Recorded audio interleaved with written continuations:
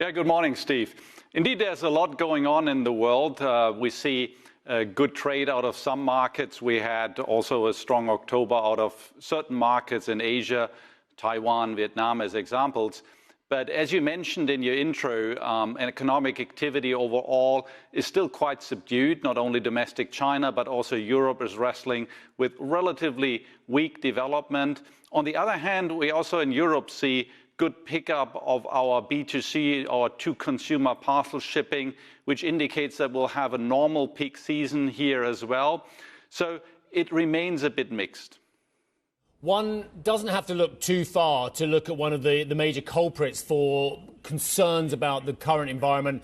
Asia Pacific, negative figures there as well. Tobias, is this a China story yet again? We're still waiting for the recovery in China, or actually is it a broader malaise throughout the region? I do think we need to have a differentiated view. There's certainly concerns about domestic consumption, the domestic economy in China.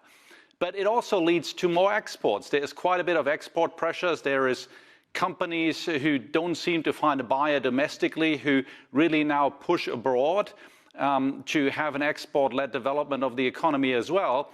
And whilst the trade with the US and Europe is not as dynamic as it used to be, we shouldn't turn a blind eye to the trade of China with the rest of the world really continuing to boom as it has in the last 3, 4, 5 years. Tobias, can I drill in on the first part of your answer there as well? You said companies in China that are, words to the effect, that aren't finding a domestic market are now looking to export their goods.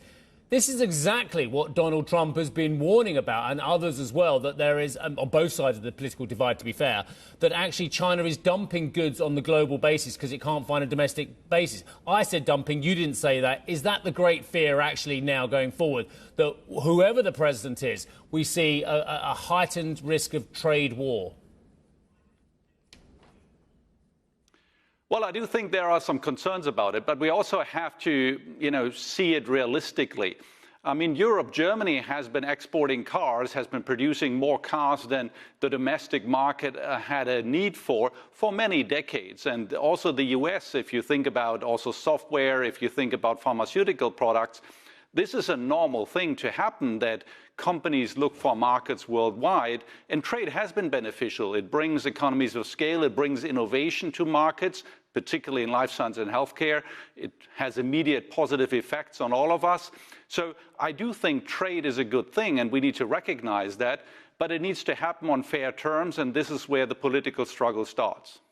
Tobias, help us out with how companies are reacting to the economic cycle. We were just talking about Hugo Boss, and it's been looking at what it sees as a challenging macroeconomic backdrop for a while and reorganizing the business around its logistics. Are you seeing this by a lot of retail companies that had a very easy ride on the back of the COVID reopening, now just taking stock of how they organize their affairs and where they put some of their main hubs as a result?